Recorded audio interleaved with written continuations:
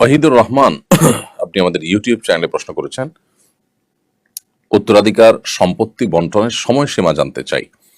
অনেকে এটাকে খুব একটা গুরুত্ব দেন না, বন্টন করবে করবে বলে গড়িমসি করে সময় পার করে দেন এবং এতিমের হক ভোগ করতে থাকেন। এই সমস্যাটা আমাদের সমাজে ব্যাপক, আশা করি বিষয়ে কথা বলবেন। ভাই ওয়াহিদুর রহমান, বাবা মা কিংবা ভাই বোন কিংবা স্ত্রী স্বামী যে কোনো ব্যক্তির মৃত্যুর পর তার ওয়ারিসদের কর্তব্য হলো দ্রুততার সাথে মৃত ব্যক্তির কোনো ওসিয়ত থাকলে সেটিকে কার্যকর করা, তার দাফন কাফনের ব্যবস্থা করা এবং তার পরপরই তার উত্তরাধিকার সম্পদ বন্টনের উদ্যোগ নেওয়া। আমাদের দেশে উত্তরাধিকার সম্পদ বছরকে বছর পড়ে থাকে, বন্টন করা হয় না, অবন্টিত থাকে। এটা অনুচিত কাজ। বিশেষ করে এই কাজ থেকে অনেক অন্যায়ের দুয়ার উন্মোচন হয়। কারণ বছরকে বছর যখন সেটি বন্টন হয় না, তখন যাদের গায়ের জোর বেশি থাকে তারা সেগুলোকে দখল করার সুযোগ পায়। যারা দুর্বল তারা আস্তে আস্তে তাদের যে অধিকার সেটি থেকে তারা বঞ্চিত হয়ে যান। তাদের অধিকার থেকে একসময় তাদেরকে পরিপূর্ণ বঞ্চিত করে দেওয়া হয়। এবং বিশেষ করে মৃত ব্যক্তির ওয়ারিসদের মধ্যে কেউ যদি ইয়েতিম থাকে, তাহলে সেক্ষেত্রে ইয়েতিমদের সম্পদ ভক্ষণের যে ভয়াবহতা, কোরআনে যেটাকে নিজের পেটে আগুন প্রবেশ করানোর সাথে তুলনা করা হয়েছে, সেই অপরাধটি নানাভাবে সংগঠন হয়ে থাকে। আর এই কারণে একজন বিচক্ষণ, একজন দায়িত্বশীল, একজন মুসলমান হিসেবে আমাদের কাজ হবে যে আমাদের প্রিয় কোনো ব্যক্তি যার ওয়ারিস আমরা, আমাদের রক্ত সম্পর্কীয় কোনো ব্যক্তির মৃত্যুর পর তার দাফন কাফন, তার ওসিয়তের কার্যকর করার পরপর, ঋণ থাকলে এটা পরিশোধ করার পরপরই দ্রুততার সাথে তার পরিত্যক্ত সম্পদ বন্টন করা। মৃত্যুর পর দ্রুততার সাথে যদি পরিত্যক্ত সম্পদ বন্টন করা হয়, তাহলে সেক্ষেত্রে সমাজের এক শ্রেণী মানুষ বলেন যে লোকটা মরে সারল না, এখনই তার সম্পদ ভাগাভাগিতে লেগে গেছে তার আত্মীয় স্বজনরা। এটাকে সমাজ খারাপ চোখে দেখে। তো সমাজের এই খারাপ চোখে দেখাটাকে আমলে না নিয়ে বরং যত বিলম্ব হবে তত এখানে পরস্পরের অধিকার নষ্ট হওয়ার ব্যাপার থাকবে, সেটি মাথায় রেখে দ্রুততার সাথে এই উত্তরাধিকার সম্পদ বন্টন করাই হলো কর্তব্য। যদি কোনো ফ্যামিলিতে উত্তরাধিকার সম্পদ বন্টন একটু পরে হলেও কেউ কারোর প্রতি কোনো প্রকার হক নষ্ট হওয়ার কোনো আশঙ্কা না থাকে, অথবা এতিম কোনো শিশু না থাকে ওয়ারিসদের মধ্যে, সেরকম কোনো রিস্ক না থাকে, ভাই বোনরা নিজেরা স্বেচ্ছায় তাদের সম্পদগুলোকে যৌথ রেখেছেন এবং তাদের মধ্যে বোঝাপড়া আছে, শরিয়ার নিয়ম অনুযায়ী তারা বাবা মার রেখে যাওয়া সম্পদ বা মৃত ব্যক্তির রেখে যাওয়া সম্পদকে তারা বন্টন করবেন। এখন তার যে লভ্যাংশ বা তা সেখান থেকে প্রাপ্ত যে সম্পদ সেটা তারা বন্টন করছে। এরকম যদি হয় যে তারা তাদের মধ্যে মিউচুয়াল আন্ডারস্ট্যান্ডিং আছে এবং কোন প্রকার জুলুম কেউ কারোর প্রতি করছে না, শরিয়ার নিয়ম অনুযায়ী করছে, তাহলে সেটা জায়েজ আছে। কিন্তু দীর্ঘদিন পর্যন্ত ফেলে রাখার এই কালচারটা মোটেও ভালো কালচার নয় এবং দ্রুততার সাথে বন্টন করা উচিত। যদিও শরিয়ত এক্ষেত্রে নির্দিষ্ট কোনো সময় বেঁধে দেয়নি যে এতদিনের মধ্যেই বন্টন করতে হবে, তবে যত দ্রুত সম্ভব এগুলো বন্টন করে ফেলাটাই হলো বিধেয় এবং উত্তম। মাহমুদুল হাসান লিখেছেন, রাসেল ভাইপার সাপ নিয়ে ব্যাপক আলোচনা হচ্ছে। বিষধর এই সাপ সম্পর্কে কেউ কেউ বলছেন এগুলো মেরে ফেলা উচিত, কেউ কেউ বলছেন সাপ হত্যা করা উচিত না, কারণ সাপের বিষ দিয়ে ওষুধ তৈরি হয়। প্রশ্ন হলো সাপ হত্যার বিধান কি? দেখুন, যে কোনো জীবজন্তু মানুষের উপদ্রবের কারণ যদি হয়, তাহলে সেক্ষেত্রে সেটিকে হত্যা করা শরীয়ী দৃষ্টিকোণ থেকে জায়েজ আছে, না জায়েজ কোনো কাজ নয়। তবে উপদ্রবের কারণ না হলে অযথাই কোনো প্রাণীকে দেখেই হত্যা করতে উদ্যত হওয়া বা হত্যা করতে চাওয়ার ভিতরে কোনো কল্যাণ নিহিত নেই। আমাদের সমাজে অনেকে আছেন, বেশ অনেকগুলো প্রাণী দেখলে অযথাই সে প্রাণীকে হত্যা করা বা উত্ত্যক্ত করা, এটা করে মজা নেওয়ার চেষ্টা এক ধরনের মানুষ করে থাকেন, যেটা একেবারে গর্হিত কাজ। প্রত্যেকটা প্রাণীকেই দয়া এবং মায়া দেখানো ইসলামের শিক্ষা। তবে হ্যাঁ, কোনো প্রাণী বিষধর, কোনো প্রাণীর উপদ্রব থেকে আমরা বাঁচতে চাচ্ছি, আমাদের ফসল হানি করছে, আমাদের ডিস্টার্ব করছে, নানাভাবে কষ্টের কারণ হচ্ছে, তাহলে সেক্ষেত্রে সেগুলোকে হত্যা করা সম্পূর্ণ জায়েজ আছে। তারই অংশ হিসাবে বিষধর কোনো সাপ যদি হত্যা করার প্রয়োজন হয়, যেটি আমাকে কামড় দিতে পারবে বা অন্য কাউকে কামড় দিতে পারে বা ক্ষতিগ্রস্ত হওয়ার আশঙ্কা আছে, সেই জায়গা থেকে হত্যা করতে চাইলে সেটি জায়েজ আছে। তবে সাপের অনেক সাপ আছে যে সাপগুলো মূলত জিন সাপের আকৃতি ধরে থাকে, শয়তান সাপের আকৃতি ধারণ কথাও বিভিন্ন হাদিসে বর্ণিত আছে। এক্ষেত্রে যদি সে জিন হয়ে থাকে সে যেন চলে যায়, এই মর্মে 3 বার বলে তারপর যদি তার অনিষ্ট থেকে বাঁচার জন্য হত্যা করার প্রয়োজন হয়, হত্যা করার জায়েজ আছে, সে মর্মে হাদিসে বর্ণনা রয়েছে। তার মানে কোনো সাপ যদি, যে কোনো জিন যদি সাপের আকৃতি ধারণ করে থাকে তাহলে সে নিজ দায়িত্বে চলে যাবে যদি আপনি 3 বার তাকে বলে থাকেন। আর যদি না যায় তাহলে সেক্ষেত্রে সে জিন নয় বরং প্রকৃতই সাপ, সেটি আপনি জেনে তাকে চাইলে হত্যা করতে পারেন যদি তার ক্ষতি থেকে আপনি নিজেই বা অন্য কাউকে বাঁচার প্রশ্ন থাকে। আর যদি সেরকম কোনো প্রশ্ন না থাকে, যেটি বললাম যে অহেতুকই যে কোনো প্রাণী হত্যা করার ব্যাপারে শরীয়ত আমাদেরকে উৎসাহ দেয় না। আর সাপের বিষ দিয়ে ওষুধ তৈরির কথা যেটি বলছেন, যে বন্য সাপ দিয়ে সাধারণত ওষুধ বানানো হয় বলে আমার জানা নেই। ওষুধ বানানোর জন্য আলাদা খামারে সাপ পোষা হয়, পালিত হয়, সেখান থেকে সেগুলো থেকে ওষুধ তৈরি করা হয়। অতএব এই বন্যা, রাস্তাঘাটে, খালে বিলে চলা সাপ ধরে ধরে তার ওষুধ তৈরি করা হয় না। এগুলো মানুষের উপদ্রবের কারণ হলে, সেগুলোকে ক্ষতির কারণ হলে সেগুলোকে হত্যা করাতে শরীর দৃষ্টিকোণ থেকে মৌলিকভাবে নিষেধাজ্ঞা নেই। তবে ওই যে মূলনীতি মাথায় রাখতে হবে যে অহেতুক কোনো প্রাণীকে হত্যা করা বা দেখলেই সেটাকে তাড়িয়ে বেড়ানো অথবা উত্ত্যক্ত করা, অনেক প্রাণী ক্ষেত্রে আমাদের সমাজে অনেককে দেখা যায় এগুলো করে তারা মজা পেয়ে থাকেন, যেটা অনুচিত এবং নির্মমতা কিছুটাও। মোহাম্মদ আবু তালেব আপনি লিখেছেন, হাজী সাহেবগণ মোয়াল্লিম বা এজেন্সির জমজমের পানি সরবরাহ করছেন। হাজী সাহেবগণকে মোয়াল্লিম বা এজেন্সি জমজমের পানি সরবরাহ করেছেন।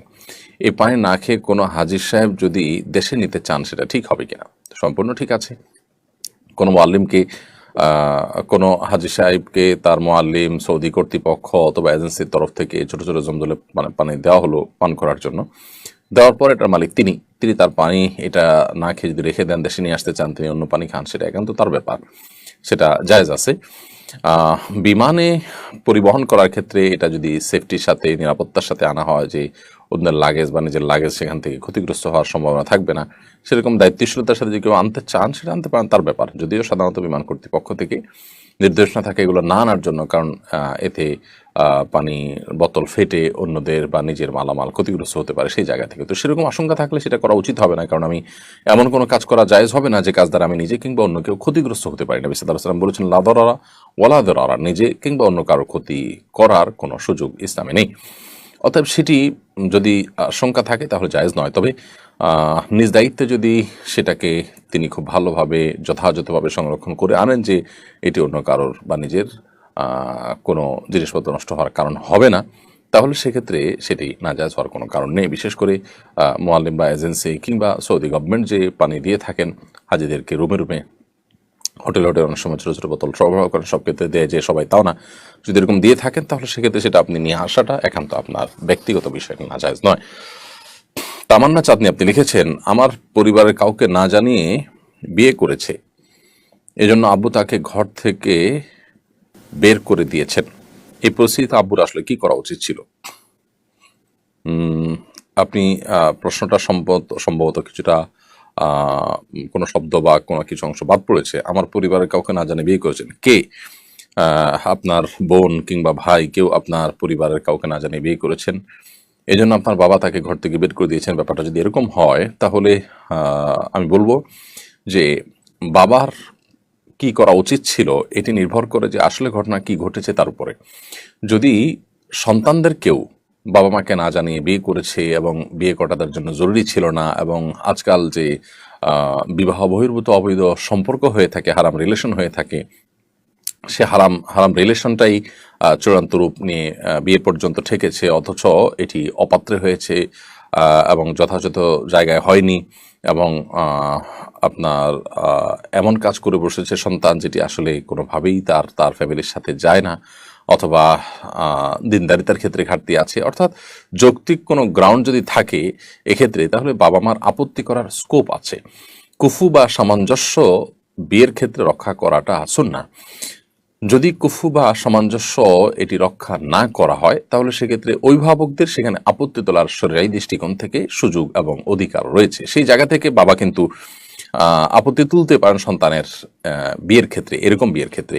আর যদি সেরকমটি না থাকে তাহলে সেক্ষেত্রে বাবার আপত্তি তোলা উচিত নয়। কারণ হলো সন্তান বিয়ে করেছে, যদি অভিভাবকের মাধ্যমে বিয়ে করাই হলো উচিত। আল্লাহ সুবহানাহু ওয়া তাআলা কোরআনে কারিমে অভিভাবকদেরকে নির্দেশ করেছেন, ওয়ানকিহুল আয়ামাকুম ওয়াস-সালিহিনা মিন ইবাদিকুম ওয়া ইমামিকুম, তোমরা তোমাদের অধীনস্থদের বিয়ে দাও। এটা অভিভাবকদেরকে আল্লাহ নির্দেশ করেছেন। অতএব এটি অভিভাবকদের কর্তব্য। হ্যাঁ, কোনো অভিভাবক দেরি করেছেন, সময় পার করেছেন, দিচ্ছেন না, গড়িমসি করছেন, তার দিনের বুঝ নেই, তাহলে সেক্ষেত্রে সন্তান নিজ উদ্যোগে বিয়ে করার জন্য তিনি সচেষ্ট হতেই পারেন। বিশেষ করে ছেলে সন্তান হতে নিজের উদ্যোগে করতেই পারেন সবার মতে, আর মেয়ে সন্তান হলে হানাই মাঝাব অনুযায়ী প্রাপ্তবয়স্ক হলে নিজে করতে পারেন। তবে সর্বাবস্থা অভিভাবকদের মাধ্যমে এটি করাটা হলো উত্তম এবং উচিত, এবং শরিয়া সেই নির্দেশনাটাই করে। এখন সন্তান কোনো কারণে সেটি যদি ভায়োলেশন করে, তাহলে যথাযথ পাত্রে মোটামুটি হয়েছে, একেবারে গাছে মাছে হয়নি, বা অনেক বেশি আপনার আকাশ পাতাল ব্যবধান হয়নি, অসামঞ্জস্য হয়নি, এরকম যদি হয় তাহলে সেক্ষেত্রে বাবা মার মেনে নেওয়াটাই হলো উচিত, যদিও সন্তান ভুল করেছে তাকে সংশোধনী দিয়ে।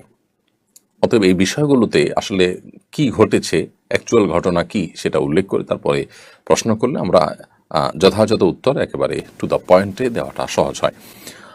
আব্দুল্লাহ নোমান আপনি লিখেছেন, কোরবানির পর দিন ঢাকায় দেখা যায় ফকিরেরা কোরবানির দিন প্রাপ্ত কোরবানির মাংস বিক্রি করে থাকেন। গরিবেরা কোরবানির মাংস পাওয়ার পর বিক্রি করে দিলে কোরবানিতে তার কোরবানির কোনো ক্ষতি হবে কিনা?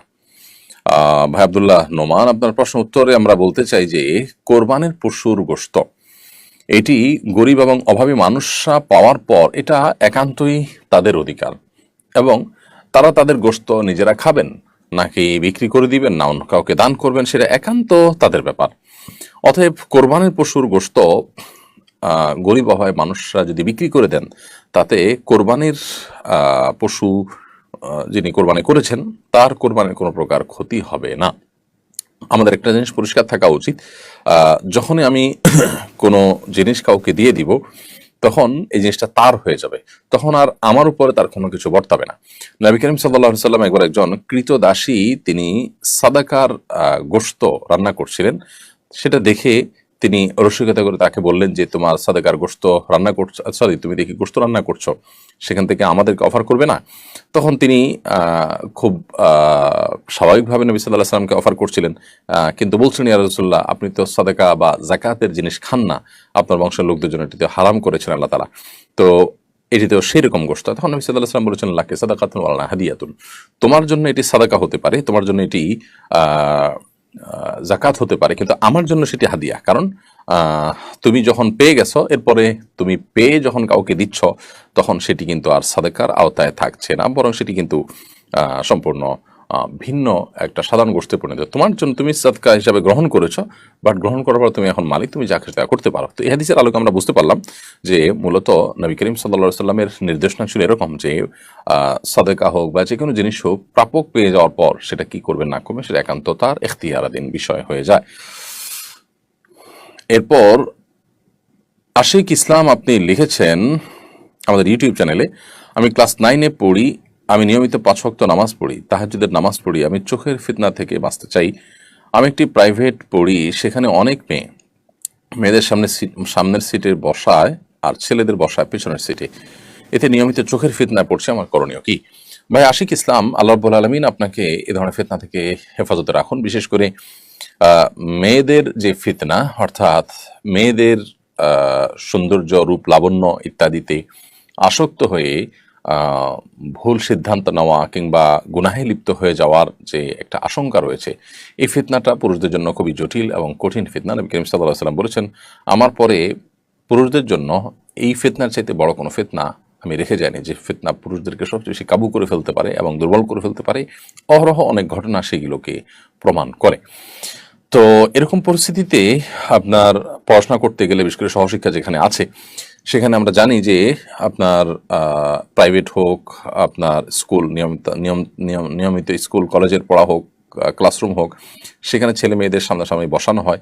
এর ফলশ্রুতিতে যে ফিতনায় পতিত হওয়ার আশঙ্কা থাকে, চোখের গুনাহ এর যে আশঙ্কা থাকে, সেই পরিস্থিতি থেকে বাঁচার জন্য প্রথমত এই ধরনের প্রতিষ্ঠান অ্যাভয়েড করা দরকার, বিকল্প প্রতিষ্ঠান দেখা দরকার যেখানে আসলে চোখের জেনা থেকে বাঁচা যাবে।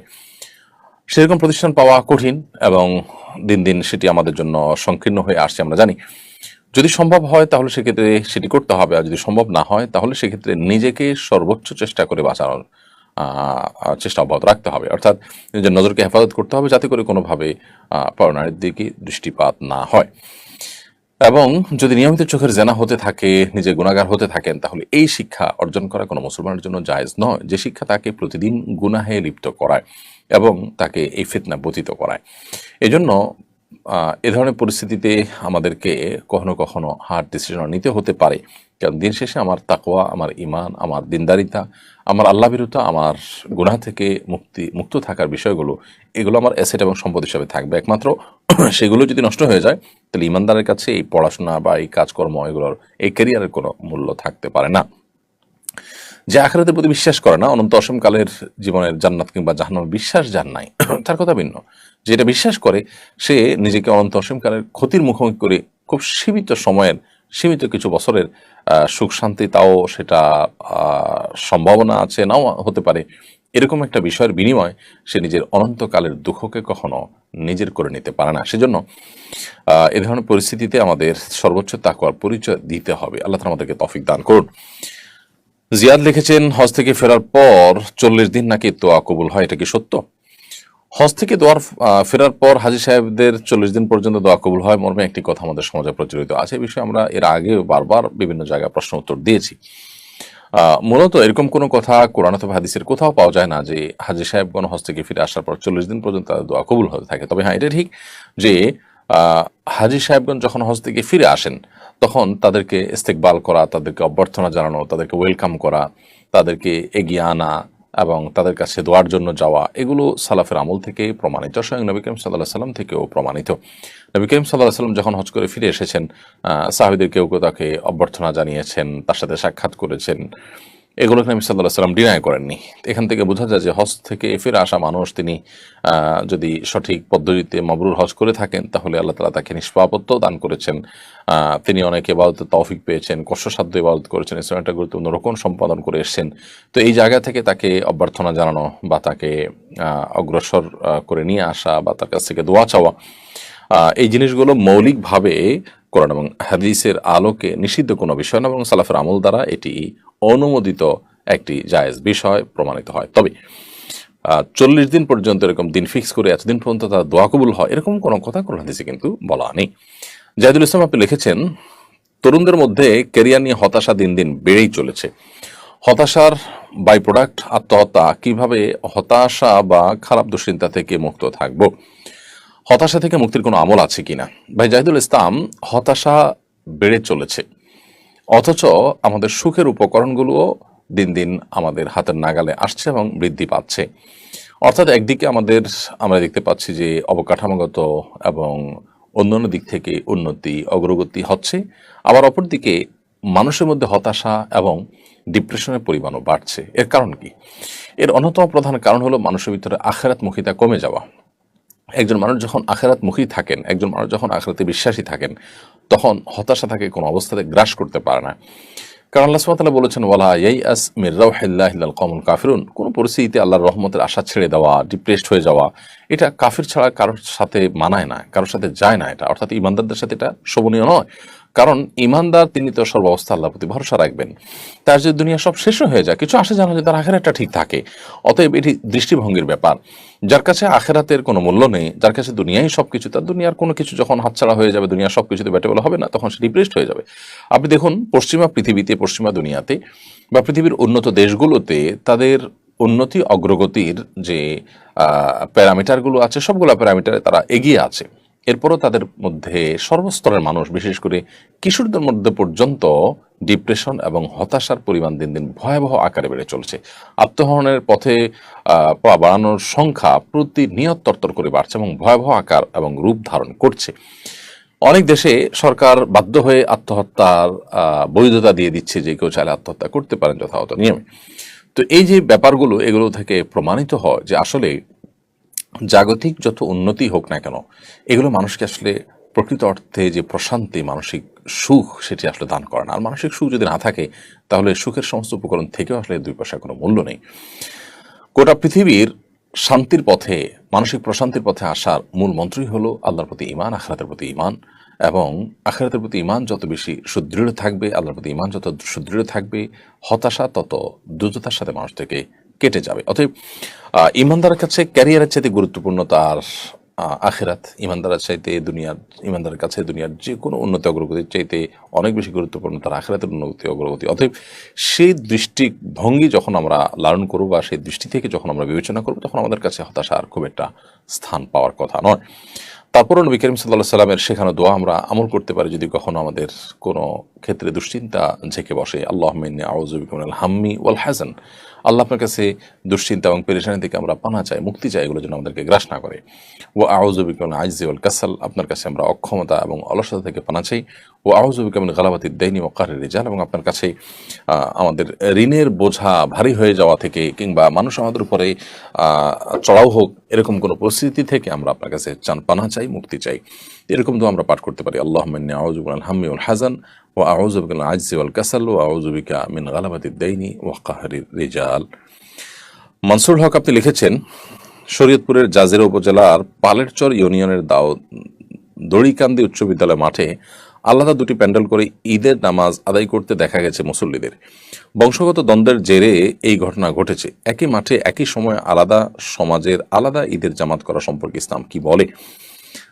ইসলামের শরীয়ত দৃষ্টিকোণ থেকে অবশ্যই এটি একটি গর্হিত কাজ, গ্রহণযোগ্য কোনো কাজ নয়। এটি একটি নাজায়েজ কাজ হয়েছে। কারণ একই মাঠে একাধিক ঈদের জামাতের যে মূল স্পিরিট, ঈদের জামাতের যে মূল লক্ষ্য উদ্দেশ্য, সেটাকে ব্যাহত করেছে। জামাত শব্দের অর্থই হলো একত্র করা। জামাতের উদ্দেশ্য যেহেতু মানুষকে একত্র করা, যদি কোনো জামাত মানুষকে আরো বিচ্ছিন্ন করে তাহলে বুঝতে হবে যে সেটি জামাতের লক্ষ্য এবং উদ্দেশ্য, যেটি জামাতের সাথে সালাত আদায় করার যে আসল টার্গেট, সেটিকে স্পর্শ করতে পারেনি, বরং সেটি নষ্ট হয়েছে, যার কারণে কাজটি অন্যায়। আমাদের দেশে অনেক মসজিদ ভেঙে আরেকটা মসজিদ হয়। মসজিদ কর্তৃপক্ষের মধ্যে পারস্পরিক মনোমালিন্য হলে তারা আরেকটা মসজিদ করেন ভেঙে। এই কাজগুলো কখনো প্রশংসনীয় কাজ হয় না, বিশেষ করে যখন সেগুলো ব্যক্তিগত দ্বন্দ্ব থেকে হয়। ব্যক্তিগত দ্বন্দ্বটাকে শয়তান সেটাকে দিনী বিষয়ে পরিণত করে, যত দিনী বিষয় হোক না কেন। যদি এমন হয় যে কোনো মসজিদ কর্তৃপক্ষ শিরকে লিপ্ত হয়ে গেছেন, কুফরে আকবর লিপ্ত হয়ে গেছেন, ইসলামের গণ্ডিতে খারিজ হয়ে গেছেন, এরকম কিছু ঘটে গেছে, তাহলে সে ভিন্ন কথা। কিন্তু এরকম কিছু হয়নি। কোনো বিষয়ে হয়তো কেউ অর্থ তসরুপ করছেন, হয়তো কেউ আপনার মতে কোনো ভুল কাজ করছেন, স্বেচ্ছাচারিতা করছেন, তো আপনি সবর করবেন। এর জন্য মুসলমানদের সেই জামাতটাকে ভেঙে দুই টুকরা করার কোনো সুযোগ নেই। বিশেষ করে একই মাঠে ঈদের দুটি জামাত প্রচণ্ড রকমের দৃষ্টিকটু, এবং এগুলো হয়ে থাকে আমাদের ব্যক্তিগত জেদখেদ থেকে এবং দুনিয়াদারিতা থেকে। নামাজ হলো আল্লাহমুখিতার জন্য। সেই নামাজ পড়তে গিয়েও যদি আমরা আমাদের ব্যক্তিগত যে সমস্ত ইগো আছে সেগুলো যদি আমাদের কাছে বড় হয় এবং সেগুলো যদি আমরা পরিচালিত হই, এবং আমাদের ব্যক্তিগত যে দ্বন্দ্বগুলো আছে এবং বংশগত দ্বন্দ্বগুলো আছে সেগুলোর কারণে ঈদের জামাত যদি আমরা দুই টুকরা করে ফেলি, অবশ্যই সেটি গুনাহের কথা। যারা এটি করেছেন তারা একটা মন্দ দৃষ্টান্ত স্থাপন করেছেন। আল্লাহ তাদেরকে হেদায়েত দান করুন, আমরা দোয়া করি। যদি কোনো কারণে কোনো জায়গায় কারো সালাত আদায় করতে অসুবিধা হয়, তিনি প্রয়োজন অন্য কোথাও চলে যাবেন, কিন্তু কোনো অবস্থাতেই আরেকটি জামাত প্রতিষ্ঠিত করা উচিত নয়। সেলিনা বেগম আমাদের ইউটিউব চ্যানেল আপনি লিখেছেন, আমার স্বামী কোনো কাজ করতে চায় না, আমি একটা জব করি, সে বসে বসে খায় আর আমার সাথে ঝগড়া করে। কোরআন সুন্নাহর আলোকে স্বামী স্ত্রীর পারস্পরিক দায়িত্ব অধিকার সম্পর্কে আলোচনা করবেন, আর এক্ষেত্রে আমার করণীয় কি পরামর্শ দিয়ে বাধিত করবেন। বোন সেলিনা বেগম, আপনি নিজে জব করছেন, যদি আপনি শরিয়ার সীমানার মধ্যে থেকে জব করে থাকেন তো সেটা আপনার জন্য তো জায়েজ আছে। স্বামী যেহেতু আপনার বক্তব্য অনুযায়ী জব করেন না এবং বসে বসে আপনার উপার্জন তিনি ভোগ করেন, তো শরিয়ার দৃষ্টিকোণ থেকে তিনি যে অন্যায় করছেন সেটা তিনি আলামত পরিষ্কার, কারণ তার কর্তব্য স্ত্রী হিসাবে আপনার ভরণ পোষণের ব্যবস্থা করা, সেটা তিনি আদায় করছেন আপনার বক্তব্য অনুযায়ী, তাহলে তিনি অন্যায় করছেন। এক্ষেত্রে তাকে আল্লাহর ভয় দেখানো যেতে পারে এবং তার কর্তব্য সম্পর্কে সচেতন করানো যেতে পারে, এবং কেন তিনি কাজ করতে চান না, এক্ষেত্রে তার সমস্যার জায়গাগুলোকে সেগুলো ধরে ধরে তার সমাধানের চেষ্টা করা যেতে পারে। অনেকে আছেন যে রুকিয়া রিলেটেড সমস্যার মধ্যে পড়ে থাকেন, তারা ঘরে বসে থাকেন, বাইরে যেতে চান না, তাহলে সেক্ষেত্রে রুকিয়ার শরণাপন্ন আপনি হতে পারেন, রাখিদের শরণাপন্ন হতে পারেন। এক কথায় তার এই ঘরে বসে থাকা, কাজ করতে না চাওয়ার কারণ কি সেটা ট্রিটমেন্ট আপনি করার জন্য উদ্যোগী হতে পারেন। আর তিনি আপনার কোনো ভরণ পোষণ দেন না, এরকম পরিস্থিতিতে তার সাথে থাকা না থাকার ব্যাপারে আপনি ডিসিশন নিতে পারেন। যদি তিনি আপনার ভরণ পোষণ একেবারে না দিয়ে থাকেন এবং দেন না এবং দিবেন বলে কোনো সম্ভাবনাও নাই, এরকম যদি হয় তাহলে সেক্ষেত্রে আপনি চাইলে বিচ্ছেদের উদ্যোগ নিতে পারেন, কিন্তু সেটি যে আপনার জন্য সর্বাবস্থায় অপরিহার্য কিংবা শরিয়া নির্দেশিত তা নয়। আপনি যদি সবর করে টিকে থাকতে চান, সেটার সুযোগ যেমন আছে, কখনো কখনো সেটা আপনার জন্য উত্তম হতে পারে। এটা নির্ভর করবে যে আপনার পুরো পরিস্থিতিটা কি তার উপরে। এই জন্য এই বিষয়ে কোনো ভালো আলেমের সাথে সাক্ষাৎ করে পুরো বিষয়টাকে বলে আপনি যদি পরামর্শ নেন সেটা অধিকতর কল্যাণকর হবে ইনশাআল্লাহ তাআলা। ফারুক হাসান আপনি লিখেছেন, হজের সময় অনেক মহিলাকে দেখা যায় পর্দার বিষয়ে তারা ততটা যত্নবান নন, হজের সময় কি পর্দার বিষয়ে কোনো শিথিলতা আছে? ভাই ফারুক হাসান, হজের সময় পর্দার বিষয়ে আসলে কোনো শিথিলতা নেই। বাইরে বা অন্য সাধারণ সমাজ যেরকম পর্দার বিধান আমাদের জন্য প্রযোজ্য, হজের ক্ষেত্রে হাজী সাহেবদের জন্য পর্দার বিধান সমানভাবে প্রযোজ্য। আম্মা জান আয়েশা রাদিয়াল্লাহু তাআলা আনহার একটি হাদিস আমরা জানি যে তিনি নবী সাল্লাল্লাহু আলাইহি ওয়াসাল্লাম যখন হজ করেছেন তিনি বলেছেন যে তারা নারী পুরুষ উভয়ের জন্যই এহরামরত অবস্থা মুখমণ্ডল খোলা রাখা হলো সাধারণ নির্দেশনা। তিনি বলেছেন আমরা যখন নিজেদের আঙ্গিনায় মহিলা মহলে থাকতাম তখন তো এটি আমরা করতাম, কিন্তু যখনই এমন কোথাও যেতাম যেখানে পুরুষরা আছে, অন্য পুরুষ আমাকে দেখে ফেলবে মনে হয়, এরকম কোনো জায়গায় যখন যেতাম তখন আমাদের মাথার উপরে থাকা কাপড়কে টেনে দিতাম, অর্থাৎ আমাদের সৌন্দর্য আমাদের চেহারাটা প্রদর্শন যেন না হয় সেজন্য উদ্যোগ নিতাম। তো একইভাবে এ হাদিসের আলোকে বোঝা গেল যে আমাদের মা বোনদের হজের ক্ষেত্রেও পর্দার বিষয়ে দায়িত্বশীল থাকা উচিত। অনেক মা বোন বাইরে পর্দা করলে হজ বা ওমরা করতে গেলে তাদের দেখা যায় যে তারা পর্দা করার ব্যাপারে যত্নশীল নন। এটি খুবই গর্হিত একটি কাজ। আবার পুরুষ হাজী সাহেবরা অনেকে এই সুবাদে বা এই সুযোগে তারা চোখের জেনা করেন, আল্লাহ তাআলা মাফ করুন আমাদের সবাইকে। বিশেষ করে ভিনদেশি হাজী সাহেবরা যারা আছেন, অনেকে আছেন তারা আসলে পর্দার বিষয়ে তেমন বোঝেনই না। তারা হজ করতে এসেছেন, বিভিন্ন দেশ থেকে এসেছেন, সব জায়গায় মানুষের ধর্মীয় চিন্তা ভাবনা, ধর্মীয় তাদের যে বিধিবিধানগুলো মানার ক্ষেত্রে গুরুত্ব, এটার পরিমাণ সবার মধ্যে সমান নাই। তো কারোর মধ্যে সে ত্রুটি থাকার কারণে তারা হয়তো সেভাবে চলে আসছেন। এই অবস্থায় আমরা অনেকে মনে করি, আমাদের দেশে মেয়েরা মনে করেন যে তাই বোধ হয় হজের ক্ষেত্রে এটা বোধ হয় বিধেয়। আসলে মেয়েরা পর্দার বিধানটা সাধারণ অবস্থা যেমন তারা মেনে চলবেন, হজের ক্ষেত্রেও ঠিক একইভাবে মেনে চলবেন। এবারে দায়িত্বশীল হওয়ার কোনো বিকল্প পথ আমাদের সামনে খোলা না। বিধায় হজ নষ্ট হওয়ার অন্যতম একটা বড় কারণ হলো এই পুরুষদের জন্য চোখের জেনা করা, মেয়েদের জন্য পর্দার ক্ষেত্রে শৈথিল্য প্রদর্শন করা। আরাফাতের মতো জায়গায় অনেক সময় নারী পুরুষরা ঢলাঢলি করে একসাথে থাকছেন, একই তাঁবুতে থাকছেন এবং সেই তাঁবুর মাঝখানে কোনো পার্টিশন দিচ্ছেন না, পর্দার কোনো ব্যবস্থা করছেন না। খুবই দৃষ্টিকটু এবং হজ নষ্ট হওয়ার মতো একটি বিষয়। ঠিক একইভাবে ওয়াশরুমে, অজুখানায় দেখা যায় যে আপনার মিশ্রণ পর্যন্ত হয়ে যাচ্ছে। অনেক পুরুষরা আছে মহিলাদের টয়লেটের আশপাশে যাচ্ছে, সেখানে কথা বলছে, ঘোরাঘুরি করছে।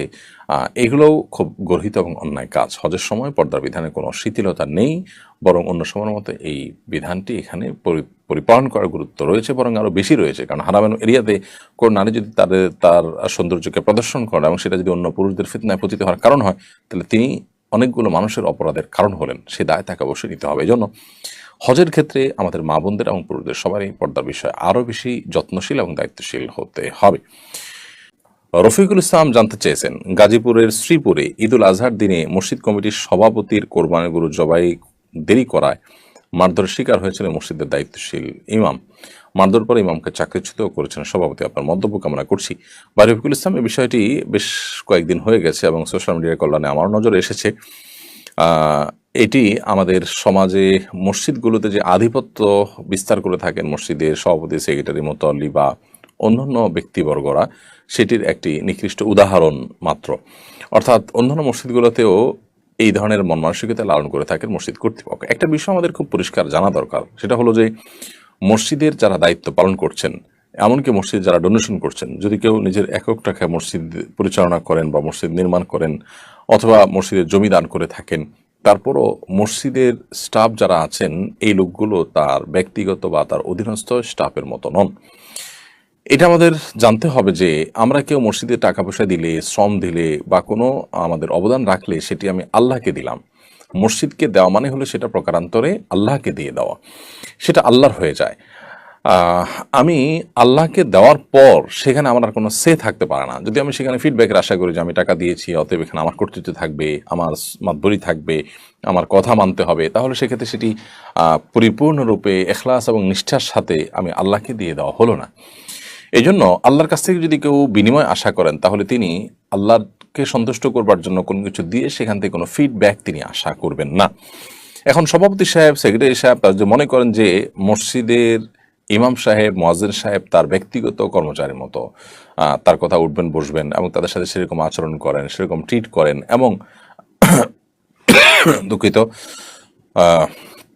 গরু জবাই করা, কোরবানির বা অন্যান্য কাজে তাকে প্রায়োরিটি দিতে হবে, এরকমটি যদি তিনি মনে করেন তাহলে সেক্ষেত্রে তিনি মসজিদের খেদমত করছেন না, এটা তার অন্য 10টি ব্যবসার মতো একটা ব্যবসার কাজে পরিণত করছেন সেটিকে। আর মসজিদকে যদি সেই কাজে পরিণত করেন তাহলে সেক্ষেত্রে সবের চাইতে মসজিদের খেদমত করে তিনি আরো গুনাহগার হবেন বেশি।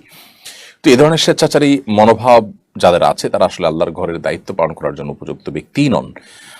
আমাদের সমাজের ভালো এবং আপনার দায়িত্বশীল মানুষ, দায়িত্ববান মানুষ, নেককার মোত্তাকি মানুষগুলোকে খুঁজে খুঁজে মসজিদের দায়িত্ব দেওয়া হয় না সচরাচর, বরং দায়িত্ব দেওয়াই হয় এই সমস্ত ব্যক্তিদেরকে যাদের টাকা আছে, যাদের পেশি শক্তি আছে ইত্যাদি। তো মসজিদগুলোতে অন্তত এই ধরনের স্বেচ্ছাচারিতা বা এই ধরনের আপনার মাতবরি সর্দারি করা মানসিকতা কোনো অবস্থাতে গ্রহণযোগ্য নয়। এরকম মানসিকতা পালনকারীদেরকে মসজিদের দায়িত্ব দেওয়া উচিত নয়।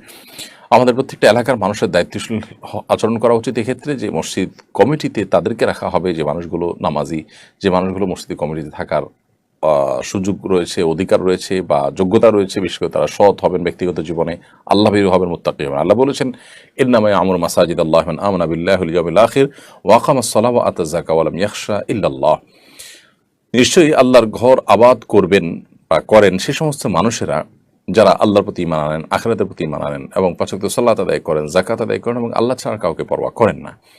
তো এই মানুষগুলো মূলত আল্লাহর ঘরের দায়িত্ব পালন করবেন, ঘরের আবাদের দায়িত্বে নিয়োজিত থাকবেন। অতএব যে মসজিদ কমিটির সভাপতি ইমামের গায়ে হাত তুলেছেন এবং তার কোরবানি দেরিতে করার কারণে ইমামকে চাকরিচ্যুত করেছেন, ওই সভাপতিকেই মসজিদ থেকে বাদ দেয়া এলাকার মুসল্লিদের কর্তব্যের মধ্যে পড়ে এবং ইমামের সাথে এ ধরনের আচরণকারী ব্যক্তির তওবা করা উচিত, আল্লাহকে ভয় করা উচিত, তিনি তার ফিরে আসা উচিত এই সমস্ত এই অহংকারী আচরণ থেকে। তা না হলে তিনি আল্লাহর আযাবকে কোনোভাবে এড়াতে পারবে বলে আমার মনে হয় না। আল্লাহ তারা একমাত্র ভালো জানেন এই বিষয়ে। শিকদার এমডি জাহাঙ্গীর, আপনি আমাদের ইউটিউব চ্যানেলে লিখেছেন, আমার বেডরুমের দেওয়ালে আয়াতুল কুরসি এবং আল্লাহ ও মুহাম্মদের নাম অঙ্কিত বিভিন্ন ওয়ালমেট লাগানো আছে। এরূপে স্ত্রীর সাথে ঘনিষ্ঠ হওয়ার বিধান কি? ওয়ালে যদি আয়াতুল কুরসি লেখা থাকে, কোরআন আয়াত লেখা থাকে বা আল্লাহ লেখা থাকে বা নবী সাল্লাল্লাহু আলাইহি ওয়াসাল্লামের নাম লেখা থাকে, তো সেক্ষেত্রে ওই রুমে স্ত্রী সবাস করাতে কোনো শরীয়ী দৃষ্টিকোণ থেকে বিধিনিষেধ নেই। তবে কোনো কোনো উলামা ইকরাম ওয়ালে এ ধরনের কোরআন আয়াত ইত্যাদি টাঙিয়ে রাখাটাকে নিষেধ করেছেন, নিরুৎসাহিত করেছেন। বিশেষ করে সৌদি আরব উলামাদের কেউ কেউ এটিকে নিরুৎসাহিত করেন। তারা মনে করেন যে এতে কোরআনের অপমান হয়, কোরআনের অসম্মান হয় ইত্যাদি। যদিও এর বিপরীতে অন্যান্য উলামা ইকরাম এটাকে সমর্থন করে এবং সেটারও যথেষ্ট যৌক্তিক কারণ রয়েছে। তো সর্বাবস্থায় এই ধরনের ওয়ালমেট যদি থাকে সেখানে স্ত্রী সহবাস করা এটি নিষিদ্ধ কোনো বিষয় হবে না। তবে কোরআনের প্রতি অসম্মান হয় এরকম কোনোভাবে যদি থাকে, একেবারে কাছাকাছি থাকে, স্পর্শ হয় অথবা দৃষ্টিকটু পর্যায়ে থাকে, তাহলে অবশ্যই সে ব্যাপারে দায়িত্বশীল এবং সতর্ক হওয়া কর্তব্য। এবং দৃষ্টিকটু কিনা এটা পরিস্থিতি দেখে বোঝা যায়, ওয়ালের ঠিক কোন পজিশনে আছে, কিভাবে আছে না আছে, এটার উপর নির্ভর করে আসলে। তো এই জন্য পরিস্থিতি দেখে এই সমস্ত ক্ষেত্রে আমাদের দায়িত্বশীলতার সাথে আচরণ করতে হবে এবং কাজ করতে হবে। বিশেষ করে এমন কোনো জায়গায় আসলে কোরআন কারীমের আয়াত ইত্যাদি রাখা উচিতই না যেখানে আসলে কোরআন কারীমের প্রতি অসম্মান হতে পারে, দৃষ্টিকটু হতে পারে, অসম্মান হতে পারে। অনেক সময় দেখা যায় বিভিন্ন পোস্টারে আমরা কোরআন কারীমের আয়াত লিখে যেখানে সেখানে ওয়াল ডোয়ার লাগাই দিই, যেখানে দেখা যায় ছিঁড়ে নিচে পড়ে। অনেক সময় দেখা যায় যে আপনার অনেক পশু পাখি সে সমস্ত ওয়ালে বসে, অথবা কুকুরে অনেক সময় দেখা যায় ওয়ালে পেশাব করে, অথচ সেখানে আমি আল্লাহর নাম লিখছি এত নিচে যে এটা অসম্মান হতে পারে। তো এই জন্য বাসায় হোক আর বাসার বাইরে হোক, ওয়ালমেট বা আল্লাহর নাম ইত্যাদি আমরা রাখার ক্ষেত্রে কোন পজিশনে রাখছি, কিভাবে রাখছি, দৃষ্টিকটু হচ্ছে কিনা, অসম্মান হচ্ছে কিনা, এই বিষয়গুলো আমাদের মাথা রাখা দরকার। আনাস সিদ্দিক আপনি লিখেছেন, আপনার একটি বক্তব্যের বিপরীত মুখী দুটি কথা দেখলাম। একবার বললেন হারাম খেলে দোয়া কবুল হয় না, আবার অন্যত্র বললেন হারাম খেলে ইবাদত কবুল হয়। এতে স্ববিরোধিতা লক্ষ্য করা যাচ্ছে, কোনটি সঠিক? বিভ্রান্তি নিরসন করবেন। বায়ানা সিদ্দিক এটি নিয়ে কোনো ভাই দেখেছি ভিডিও করেছেন, খুবই আশ্চর্যজনক বিষয়। কাটসাট করে আমাদের বক্তব্যকে অনেকে ভিডিও করছেন এবং সেগুলোকে আমাদের বক্তব্য বলে চালিয়ে দিচ্ছেন। ব্যাপারটা অনেকটা এরকম যে আল্লাহ বলেছেন লা তাকরাবুস সালাহ ওয়া আনতুম সুকারা, তোমরা মাদকাসক্ত হয়ে, নেশাগ্রস্ত হয়ে নামাজের কাছেও যেও না। এখানে নামাজের কাছেও যেও না এই অংশটুকু নিয়ে শুধু ফুল স্টপ যদি করে দেওয়া হয় তাহলে অর্থটা কি দাঁড়াবে? যে আল্লাহ বলেছেন তোমরা আমাদের কাছেও যেও না। ঠিক অনেকটা এই টাইপের কাটসাট করেছেন কেউ কেউ আমাদের বক্তব্যের।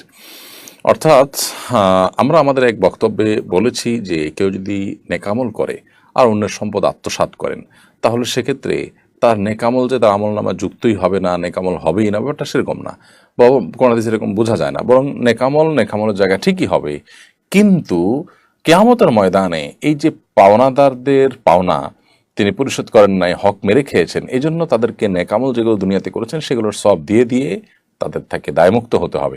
এই দায়মুক্ত হতে হতে একটা পর্যায়ে তার আমলনামার খালি হয়ে যাবে, বরং তখনও পাওনাদার থাকবে, তখন তাদের পাপের বোঝা তাকে নিয়ে জাহান্নামে যেতে হতে পারে। এ হলো পুরো বক্তব্য।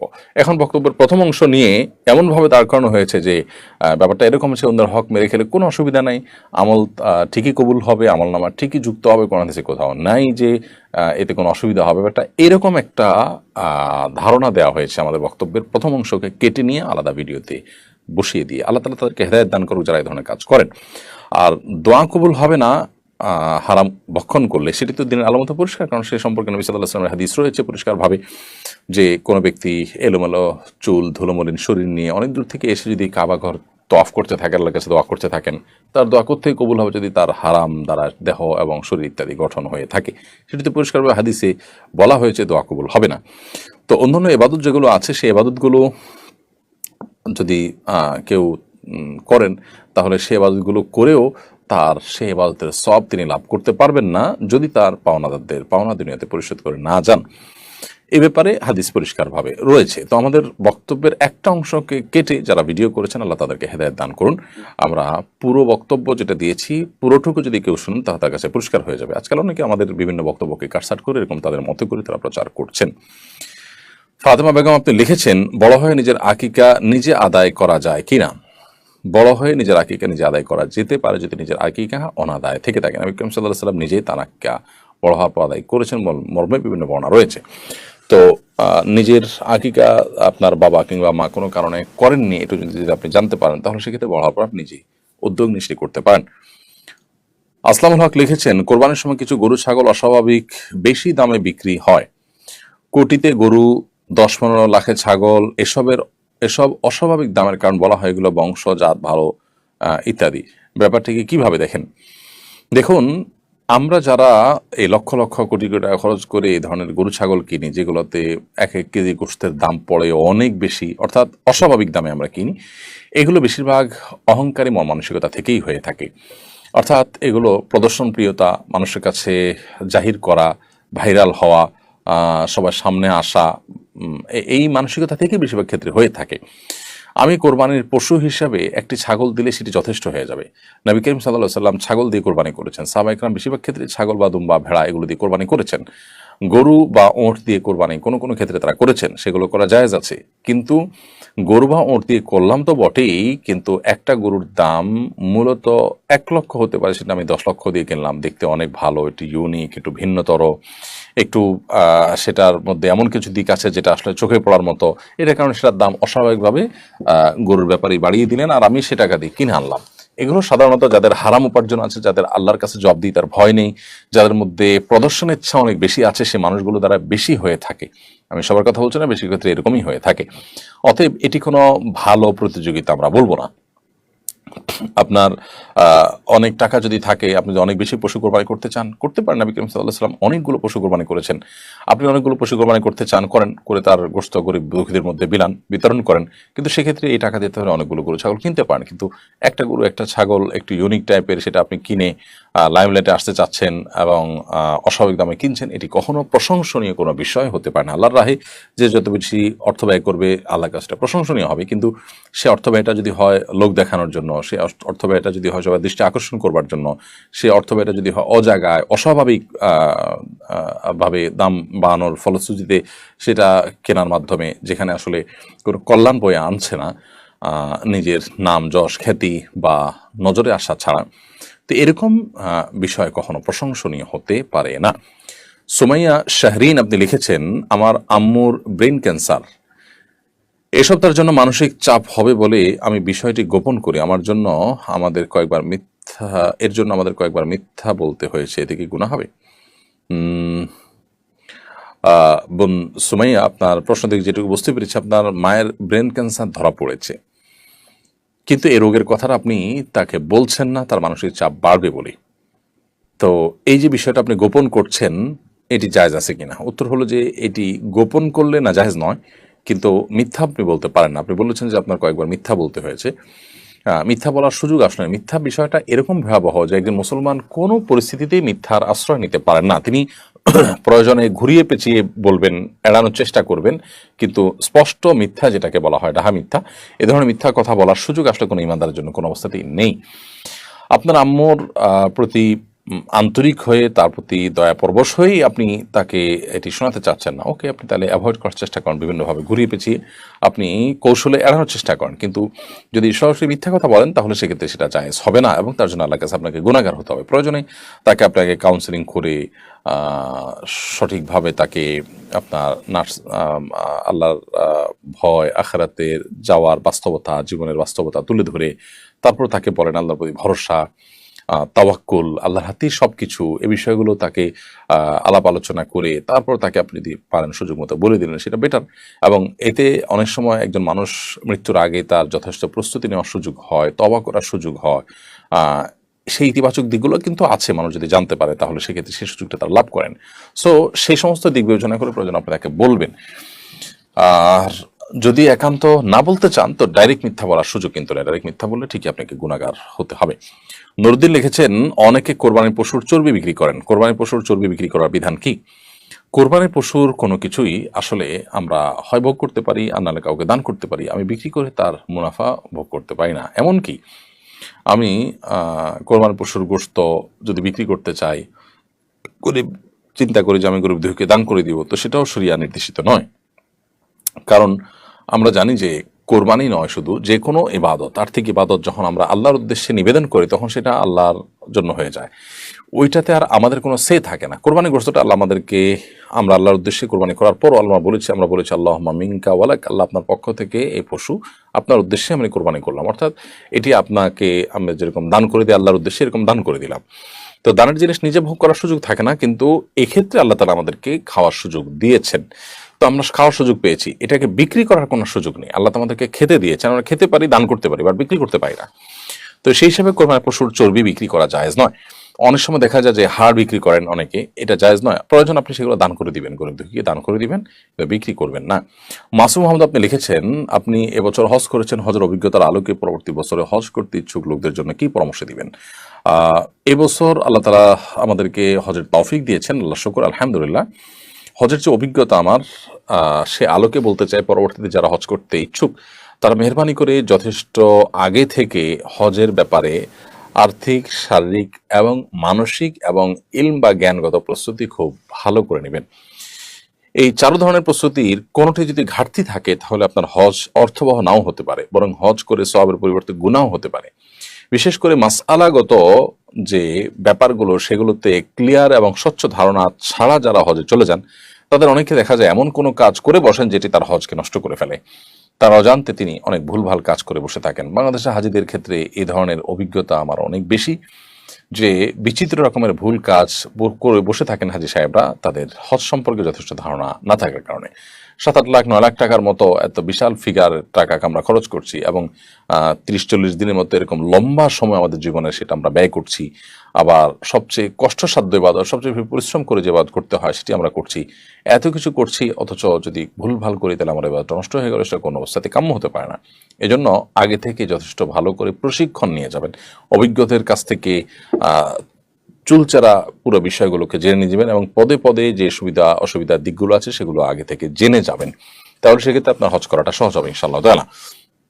দ্বিতীয়ত, হজে গিয়ে বিশেষ করে সেলফি এবং ভিডিও লাইভ করার যে একটা মানসিকতা আছে, কোনো কোনো ক্ষেত্রে আমাদের দেশে হাজিদের চাইতে অন্যান্য দেশে হাজিদের মধ্যে রোগটা অনেক বেশি, সেটা থেকে যথেষ্ট আমাদের চেষ্টা করতে হবে বিরত থাকার জন্য। বিশেষ করে একান্ত ইবাদত এবং একান্ত আবেগের সময়গুলোতে আমাদের ইবাদত দিকে মনোনিবেশ করা উচিত, মোবাইলের দিকে মনোনিবেশ করা উচিত নয়। তখন নবী করিম সাল্লাল্লাহু আলাইহি সাল্লামের কবর বা রওজা জিয়ারত করার সময় অনেককে দেখা যায় ভিডিও লাইভ ছবি ইত্যাদিতে তারা মত্ত আছেন, এবং মানে উৎসব মুখর একটা ভাব দেখা যায়। ওই সময়টাতে আমাদের আবেগ কাজ করবে, কান্না কাজ করবে, দুরূদ পেশ করবো নবী সাল্লাল্লাহু আলাইহি ওয়াসাল্লামকে একেবারে সরাসরি সামনে থেকে। এই সুযোগ আমাদেরকে আল্লাহ তাআলা দিয়েছেন, আল্লাহ শুকর আদায় করবো। সেখানে সেটা না করে আমি মোবাইলে ছবি ভিডিওতে মগ্ন আছি। তো একটা মানুষ ছবি ভিডিও করাতে যখন মগ্ন থাকেন তখন তার মনোযোগটা ওই দিকেই থাকে। নবী সাল্লাল্লাহু আলাইহি ওয়াসাল্লামের কবরের পাশে, রওদার পাশে তিনি দাঁড়িয়েছেন, যে আবেগ কাজ করার কথা সেটাতে তিনি সেভাবে মনোযোগ বা ফোকাস করতে পারেন না। তো এই কাজগুলো গর্হিত কাজ এবং অনুচিত কাজ, এগুলো যেন না হয় সেদিকটা খেয়াল রাখা দরকার। হজের ক্ষেত্রে পুরুষরা মেয়েদের দিকে তাকানো থেকে নিজেদের চোখে হেফাজত করার যেমন চেষ্টা করা উচিত, বিশেষ করে হোটেলে যখন থাকে নিজের পরিবারের মেয়েরা অন্য মেয়েদের সাথে শেয়ারিং রুমে যখন থাকেন তখন তার সাথে দেখা করতে যাওয়ার সময় দায়িত্বশীলতার পরিচয় দেওয়া, রুমে হট করে ঢুকে না পড়া, দরজার মুখোমুখি দাঁড়িয়ে কথা না বলা যাতে অন্য মেয়েদের প্রাইভেসি নষ্ট হয়, এগুলো খেয়াল করা দরকার। আবার মেয়েরা অনেকে তাদের পর্দাপসিতে লক্ষ্য করেন না, ওপেন চলাফেরা করেন। অনেক হাজি সাহেবরা হজ করে আসার সময় বিমান থেকে তারা নামাজ নষ্ট করা শুরু করেন, এয়ারপোর্ট থেকে মালের পিছনে পড়ে নামাজের সময় চলে যায়, বিমানে নামাজ সময় চলে যাচ্ছে, তাদের নামাজ পড়ার কোনো খোঁজ খবর নেই। অনেকে আছেন বিমানে বসে বসে ফিল্ম দেখতে দেখতে দেশে আসেন। তো এগুলো খুবই গর্হিত বিষয় এবং এগুলো হজকে নষ্ট করে। হজ মাবরুর হওয়ার জন্য সবচেয়ে গুরুত্বপূর্ণ বিষয় হলো পরোপকারী হওয়া, মানুষের কল্যাণকামী হওয়া। অনেকে আছেন যে হজের মধ্যে তওয়াফ করতে, সাই করতে গিয়ে মিনাতে, মুজদালিফাতে, আরাফাতে ঠেলাঠেলি করেন, কম্পিটিশন করে অন্যকে পেছনে ফেলে নিজে এগিয়ে যাওয়ার জন্য প্রয়োজনে ধাক্কা দেন এবং এমনভাবে যান যে আশপাশের মানুষের কষ্টের কারণ হয়। এগুলো আসলে আমাদের হজকে নষ্ট করে দেয়। একজন মানুষ মাবরুর বা ভালো হজ করার জন্য হাজিদেরকে, অন্যান্য সহযাত্রীদেরকে উপকার করার চেষ্টা করবেন, অন্যের জন্য ছাড় দেওয়ার মানসিকতা রাখবেন, নিজে একটু পিছনে গিয়ে অন্যকে এগিয়ে দেওয়ার চেষ্টা করবেন, নিজে কোনো একটা সুযোগ না নিয়ে আরেকজনকে অগ্রাধিকার দিবেন। এ ধরনের মানসিকতা ছাড়া মাবরুর হজ করা কোনোদিন সম্ভব হয় না। বেশিরভাগ হাজিরাই এই ক্ষেত্রে ধরা খেয়ে যান, অর্থাৎ তারা মাবরুর হজই হওয়ার জন্য যা দরকার সেই জায়গাটাতে তারা ফোকাস ফেলতে পারেন না। তো সবসময় চেষ্টা করা দরকার যে আমার গায়ের ধাক্কা যেন কার গায়ে না লাগে, যথেষ্ট বিনয়ের সাথে আমি চলবো, কেউ অন্যায় করেছে আমি ক্ষমা সুন্দর দৃষ্টিতে দেখবো, আল্লাহর জন্য সবর করব, সব ক্ষেত্রে আমি মানুষের উপকার করা, কল্যাণ কামনা করার চেষ্টা করব। এই জিনিসটা আমার হকে মাবরুর হজ করার তৌফিক এনে দেবে ইনশাআল্লাহ তাআলা।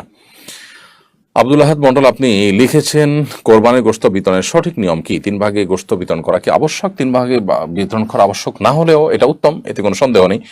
আজকাল অনেকে এই মাসআলা জেনে এরপর গরিব দুঃখীদেরকে আর কোরবানি দিচ্ছেন না, সবগুলো নিজেদের ফ্রিজে ভরে ফেলছেন। এটা উচিত নয়। 3 ভাগে ভাগ করা এটা যেমন আবশ্যক নয়, কেউ গরিবদেরকে একটু বেশি দিলেন সেটা জায়েজ আছে, আর নিজে একটু কম খেলেন সেটা জায়েজ আছে, কোনো অসুবিধা নেই, অথবা বিপরীত করলেন সেটাও জায়েজ আছে। কিন্তু 3 ভাগে বিভক্ত করা, নিজে কিছু খাওয়া, পাড়া প্রতিবেশী আত্মীয়স্বজনকে কিছু দেওয়া, গরিব দুঃখীদের কিছু দেওয়া, এভাবে 3 ভাগে ভাগ করা বিষয়ে বিভিন্ন বর্ণনা রয়েছে, আয়াতের মধ্যে কোরআনের মধ্যে ইঙ্গিত রয়েছে। জুবাইর আহমদ আপনি লিখেছেন, হজে গিয়ে যারা মারা গেছেন তারা কি নিশ্চিত জান্নাতি? হজে গিয়ে মারা গেলে নিশ্চিত জান্নাতি এভাবে বলার সুযোগ আসলে নেই। শুধু হজে নয়, অন্য কোনো ক্ষেত্রেই কেউ মারা গেলে নিশ্চিত জান্নাতি কিংবা নিশ্চিত জাহান্নামী এরকম কোনো মন্তব্য করার সুযোগ আসলে নেই। আম্মাজান আয়েশা রাদিয়াল্লাহু তাআলা আনহা নবী সাল্লাল্লাহু আলাইহি ওয়াসাল্লামের সঙ্গে ছিলেন একবার, একটা বাচ্চার লাশ নিয়ে যাওয়া হচ্ছে, তিনি মন্তব্য করেছেন যে তয়রু মিন তুয়ুরিল জান্নাহ, এটি তো জান্নাতের পাখিগুলোর মধ্যে থেকে একটি পাখি। নবী সাল্লাল্লাহু আলাইহি ওয়াসাল্লাম তাকে নিষেধ করেছেন এই ধরনের মন্তব্য করতে, কারণ জান্নাতে কে যাবেন না যাবেন এটি আসলে চূড়ান্তভাবে আল্লাহ তাআলার সিদ্ধান্তের উপর নির্ভর করে।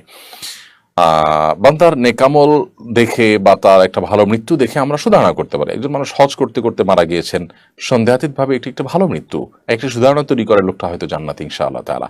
সেই তার সুধারণা করা, পোষণ করা, সেই সান্ত্বনা গ্রহণ করা, তার ব্যাপারে ভালো ধারণা করা, এটা আমরা করতেই পারি। বাট এর বাইরে তাকে নিশ্চিত জান্নাতি বলার কোনো সুযোগ কিন্তু নেই। নবী করিম সাল্লাল্লাহু আলাইহি ওয়াসাল্লাম তিনি একবার কোন একটা জেহাদে এক ব্যক্তির মৃত্যুর পর সাহাবীদের যখন তার সম্পর্কে জান্নাতি বা শহীদ এরকম মন্তব্য তারা যখন করছিলেন, নবী সাল্লাল্লাহু আলাইহি ওয়াসাল্লাম সেখানেও তাদেরকে নিষেধ করেছেন। পরবর্তীতে দেখা গেল যে লোকটি মারা গিয়েছেন জেহাদে করতে করতে তিনি মারা গেলেন, স্বাভাবিকভাবে তিনি শহীদ মনে হচ্ছিল, কিন্তু দেখা গেল পরবর্তীতে খোঁজ খবর নিয়ে যে লোকটি আত্মহত্যা করে, অর্থাৎ কোনো একটা আঘাতপ্রাপ্ত হয়ে কষ্ট সহ্য না করতে পেরে তিনি আত্মহত্যা করে মারা গিয়েছেন। তো দেখুন, আত্মহত্যা করে মারা গেলে তিনি জাহান্নামী হয় সাধারণত। তো এই লোকটি তার সম্পর্কে সাহাবীরা যে মন্তব্য করছিল নবী সাল্লাল্লাহু আলাইহি ওয়াসাল্লাম নিষেধ করেছেন। এখান থেকে বোঝা গেল যে বাহ্যিক অবস্থা থেকে কাউকে জান্নাতি কিংবা জাহান্নামী আমরা সিদ্ধান্ত দিতে যাব না। তবে হ্যাঁ, সুধারণা অবশ্যই প্রশ্ন করতে পারি যদি কেউ ভালো কাজ করতে করতে মৃত্যুবরণ করেন, বিশেষ করে এহরামরত অবস্থায় কোনো ব্যক্তি যদি মৃত্যুবরণ করেন হজ বা উমরার এহরামরত অবস্থায়, তাহলে সে ব্যক্তি কিয়ামতের ময়দানে ঠিক ওই অবস্থায় আল্লাহর কাছে উত্থিত উঠবেন, সে মর্মে বর্ণনা রয়েছে। আশিক মণ্ডল লিখেছেন, দব্বা একমুখী ঢোল, এটি দফ মূলত, দব্বা নয়, যাই হোক, বাজানো কি ইসলামের জায়েজ? এক হুজুর বলেছেন এটি ইসলামী সঙ্গীতের সাথে এবং কোনো সম্মানীয় ব্যক্তিকে ওয়েলকাম করার জন্য ব্যবহার করা যেতে পারে। দফ ব্যবহার করার একটা শরঈ জায়গা হলো বিয়ে শাদী। বাচ্চারা বিয়ে শাদীতে আনন্দ করার জন্য বিভিন্ন শ্লোক বা ভালো কথামালা আছে, ভালো কথা আছে, এরকম কোনো গান যদি খালি মুখে তারা গায়, পাশাপাশি দফ বাজাতে চায়, তো সেটি বা করতে পারে। এর বাইরে সাধারণত অন্য কোনো ইসলামী গজল বা এ জাতীয় কোনো কিছুর সাথে দফের আওয়াজ যুক্ত করা জায়েজ বলে আমার জানা নেই। যদি কেউ বলে থাকেন তার কাছ থেকে একটু প্রমাণ জানার চেষ্টা করবেন। মারুফ হাসান লিখেছেন, গোপালগঞ্জের এক এলাকা একটি গাছ নাকি কথা বলে, সবাই সেখানে ভিড় করে, এটা কি সম্ভব? এবার ইসলাম কি বলে? বিষয়ে বহুত আলোচনা হয়েছে, আমি দেখেছি সোশ্যাল মিডিয়াতে, অনেকেই প্রশ্ন করছেন আজকেও। প্রথম কথা হলো যে আল্লাহ সুবহানাহু ওয়া তাআলার কাছে তো অসম্ভব কোনো কিছুই নয়, সব কিছুই আল্লাহ তাআলার কাছে সম্ভব। কিয়ামতের ময়দানে মানুষের হাত মুখ যখন কথা বলবে তখন মানুষ আশ্চর্য হয়ে বলবে যে এরা কথা বলছে, তখন আল্লাহ তাআলা সে প্রসঙ্গে বলেছেন যে সেদিন মানুষের অঙ্গ প্রত্যঙ্গ বলবে যে আনতাকানাল্লাহুল্লাযী আনতাকা কুল্লা শাই, আজকে সে আল্লাহ আমাদের কথা বলার শক্তি, বাকশক্তি দিয়ে দিয়েছেন, যিনি সব বস্তুকে বাকশক্তি দিয়েছেন, অন্য সবাইকে বাকশক্তি, যাদের বাকশক্তি আছে তাদেরকে দিয়েছেন, আমাদেরকে আল্লাহ সেভাবে দিয়েছেন। তো এটা আল্লাহর জন্য অসম্ভব কিছু না। বিশেষ করে কিয়ামতের আগে গাছ কথা বলবে, কোনো গাছের আড়ালে কোনো ইহুদি লুকিয়ে থাকলে তখন গাছ বলে দিবে যে আমার আড়ালে ইহুদি লুকিয়ে আছে, হে মুসলিম, তাকে তুমি হত্যা করো।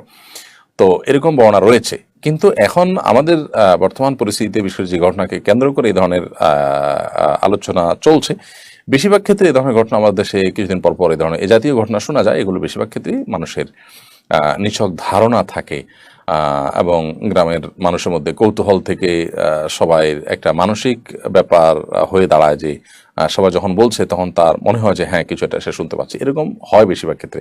বাকি এক্ষেত্রে কি ঘটেছে অ্যাকচুয়াল আমি সেটা জানি না, তবে আল্লাহ সুবহানাহু ওয়া তাআলার জন্য সবকিছুই সম্ভব।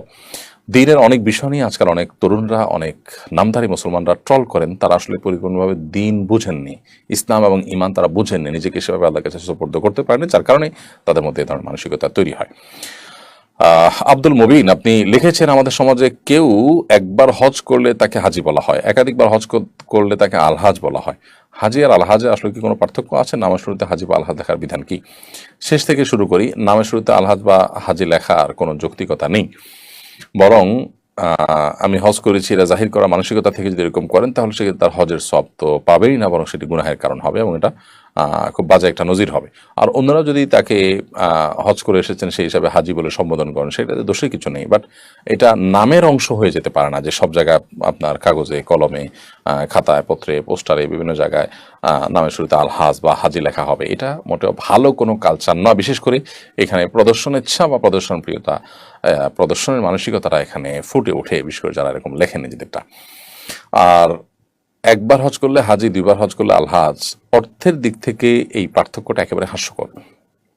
কারণ আরবি গ্রামার ব্যাকরণ যারা বুঝেন তারা বলতে পারবেন হাজি এবং আলহাজের ভিতরে একবার বা একাধিকবার হজ করার মতো কোনো পার্থক্যের বিষয় এখানে নেই। দুইটার অর্থ একই, হাজি যিনি হজ করেছেন, আলহাজ মানে যিনি হজ করেছেন।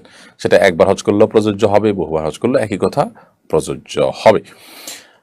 অতএব আপনার এই পার্থক্য যদি করে থাকে কোনো এলাকাতে মানুষ করে, তাহলে সেক্ষেত্রে তাদের নিছক ধারণা থেকে তারা করেছেন, এটার কোনো ভিত্তি নেই। আরবি গ্রামার ব্যাকরণ বা ভাষাগতভাবে এরকম কোনো পার্থক্য নেই যে একাধিকবার হলে আলহাজ হবে, একবার হলে হাজি হবে।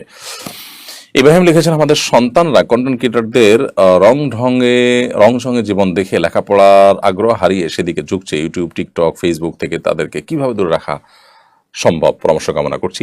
এগুলো থেকে দূরে রাখার জন্য মা বাবারা তাদেরকে সময় দিতে হবে এবং সমাজে যে সমস্ত সমস্যা হচ্ছে, যে সমস্ত ছেলেফেলেরা বখাটে হয়ে যাচ্ছে, খারাপ দিকে চলে যাচ্ছে, নানা নেশা আপনার আসক্ত হয়ে তাদের জীবনকে ধ্বংস করছে, ইমানকে ধ্বংস করছে, তাদের বিষয়ে সন্তানদেরকে সতর্ক করা এবং মা বাপ যথেষ্ট এন্টারটেনমেন্টের ব্যবস্থা, ফিজিক্যাল এক্সারসাইজের ব্যবস্থা, সন্তানদের সাথে গল্প করা, তাদের সাথে খেলাধুলা করা, ঘুরতে বের হওয়া, তাদেরকে সময় দেওয়া, এই জিনিসগুলো যত বেশি করবেন এবং দিনই চেতনা তাদের মধ্যে যত বেশি প্রথিত করতে পারবেন, তত বেশি এগুলো থেকে সন্তানকে দূরে রাখা সম্ভব হবে। না হলে সন্তানরা দিন শেষে এ ধরনের বিষয়গুলোতে আসক্ত হয়েই যাবে।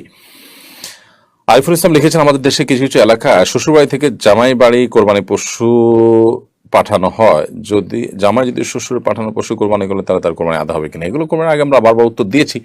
তারপর প্রশ্ন এসেছে জামাই জন্য যদি শ্বশুর কোরবানির পশু পাঠায় তাহলে সেটা যদি তিনি কোরবানি করেন তো কোরবানি তার হবে কিনা। এটি নির্ভর করবে যে এটি আসলে যৌতুক হিসেবে তিনি নিয়েছেন কিনা, অথবা সমাজের প্রথা প্রচলন অংশ হিসাবে নিয়েছেন কিনা, তাহলে সেক্ষেত্রে কোরবানি আদায় তো দূরের কথা, এটি তার জন্য গুনাহের বিষয় হবে। আর যদি ব্যাপারটা এরকম হয় যে না শ্বশুর অঢেলা আছে, শ্বশুরও জামাইকে দেন, জামাইও শ্বশুরকে দেন, এখানে পারস্পরিক আদান প্রদান হয়েছে এবং কোনো প্রকার সামাজিক চাপ ছিল না, চাও পাওয়া ছিল না, তারপরেও তারা খুশি হয়ে দিয়েছেন, তাহলে সেক্ষেত্রে এটা আদায় দিয়ে কোরবানি করলে কোরবানি আদায় হয়ে যাবে। কিন্তু এই কালচারটাকে উৎসাহিত করা উচিত যে শ্বশুর কেন দিবে, প্রয়োজনে জামাই দিবে। শ্বশুর থেকে নেওয়ার কালচার আর শ্বশুর দেওয়ার কালচারটা বন্ধ হওয়া দরকার। এই জন্য যে এটি যখন প্রতিষ্ঠিত হয়ে যায় তখন গরিব অভাবী শ্বশুর যারা থাকেন, দুস্থ অসহায় যারা থাকেন, সেই মানুষগুলোর উপর একটা চাপ সৃষ্টি হয় দেওয়ার জন্য। এই জন্য এই কালচারটাকে নিরুৎসাহিত করা উচিত এবং উভয় পক্ষকে এবারে দায়িত্বশীল আচরণ করা উচিত।